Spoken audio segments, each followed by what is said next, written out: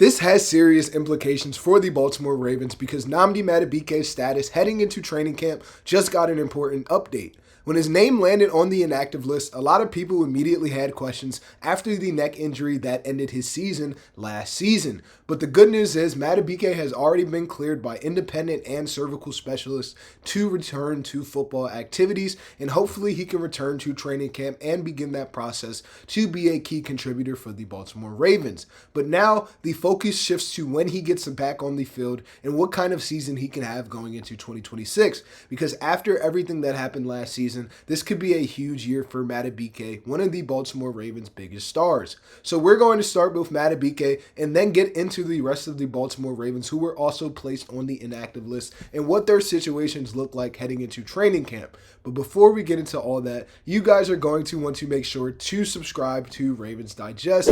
It is completely free. We are currently at 931 subscribers, so close to hitting our goal of 1,000 subscribers. It is completely free, no cost at all, and we are providing daily Baltimore Ravens updates, news, rumors, and all things Baltimore Ravens. You guys are going to want to make sure to subscribe to Ravens Digest. But now, let's talk about Nnamdi Madubuike and the huge year he could have going into 2026.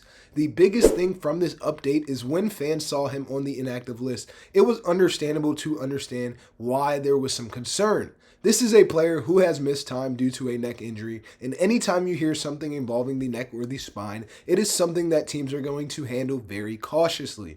But the biggest thing from this update is it not being viewed as a setback. Madubuike has been cleared by independent spine and cervical specialists to return to football activities, and the Baltimore Ravens are taking their time with one of the most important players on our roster. And honestly, this could be a very interesting season for Madubuike's career, because before the injury in 2023-24, he was one of the best interior defensive linemen in all of football. And in 2023, he finished his season with a whopping 13 sacks, 33 quarterback hits, 64 total pressures, and his first Pro Bowl selection, and it showed the Baltimore Ravens fan community why he was such a pivotal piece for us and why he belonged as a Baltimore Raven.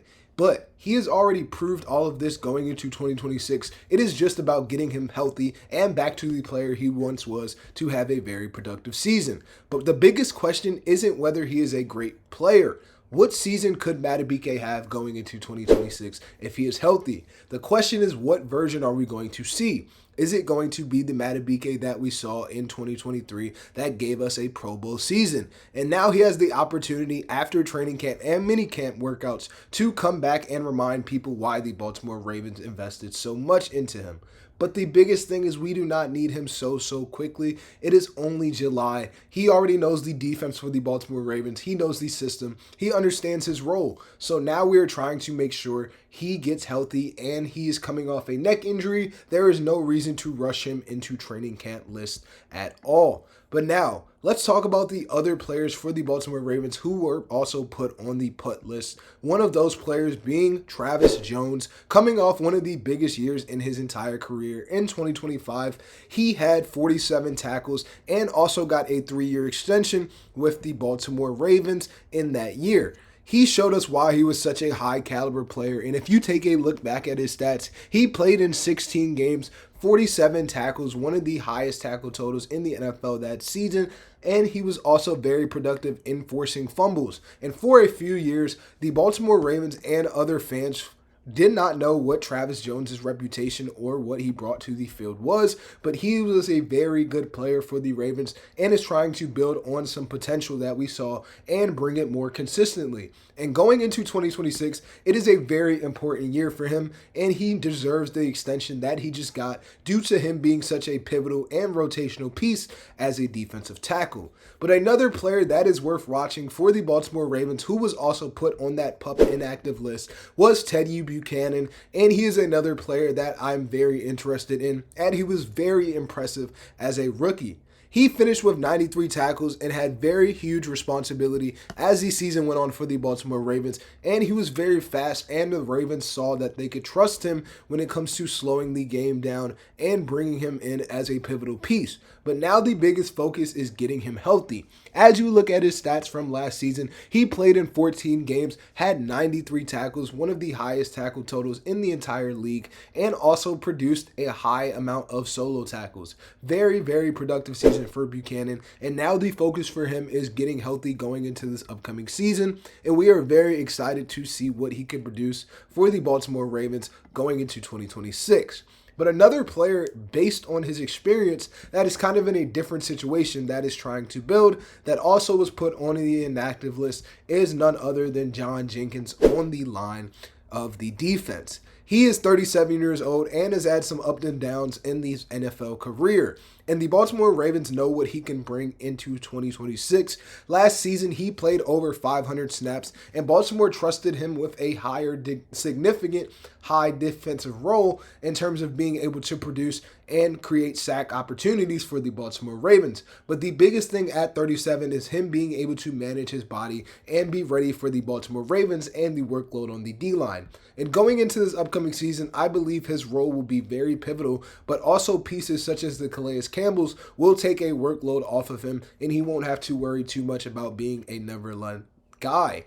But another player who is younger for the Baltimore Ravens going into 2026, who could have an impact and is a very interesting piece, is Adisa Isaac. As in 2024, he believed in his ability, and the Baltimore Ravens coaching staff with EDC had the ability to draft him and took him in the 3rd round of the 2024 draft. But injuries have made it very difficult for him to get consistent opportunities. In his first 2 seasons in the NFL, he only played in 4 games. And for young players, the biggest part and the hardest part is you need reps to develop in the NFL, and you need time on the field to grow. And Isaac's opportunities have been limited to this degree. But training camp and minicamp is always a great example to get reps on the practice field and see what you can bring in terms of that perspective. And last but not least, another young player for the Baltimore Ravens who faced a very heartbreaking preseason last season looked none other than Bilal Cohn. He was a very exciting player coming out of Eastern Michigan in college, and the biggest thing about him last season was the very unfortunate situation of him going down and tearing his ACL and his MCL. And he missed very valuable time, and him missing entire season of young corner work is very sad due to him missing out on valuable time. And now the goal for him going into this upcoming season is being able to compete for reps and a starting role and a corner 3 nor corner 4 role. And he needs to build this confidence when it comes to getting back on the field. And hopefully we can see the player he can develop into with training camp and minicamp and see if he will be a player that can have an impact on the corner room for the Baltimore Ravens. So obviously the biggest storyline that we talked about was Nnamdi Madubuike. Seeing him on the inactive list really got people's attention. And the bigger picture is he has already been cleared, and the Baltimore Ravens are being very smart with his approach coming into his 2026 return. And it is a huge opportunity for him to return to the form that we saw in 2023 and remind everyone why the Baltimore Ravens were so invested in him. But there are a lot of situations to follow too, with players trying to build on strong seasons, some of the veterans for the Baltimore Ravens trying to manage these workloads, and a bunch of young guys trying to stay healthy, trying to increase their NFL chances and NFL opportunities. But I want to hear from you guys. What are your expectations about Justin Madubuike? Do you think he can get back to that Pro Bowl level? And do you think that he will be closer to being available towards the NFL Week 1 season? Let me know your thoughts down below in the comments. And if you enjoyed this video, hit the like button, subscribe if you're new, and turn on post notifications so you don't miss anything Ravens updates throughout the entire season. I appreciate all the support, and I'll see you guys in the next one. Until then, Ravens flock always.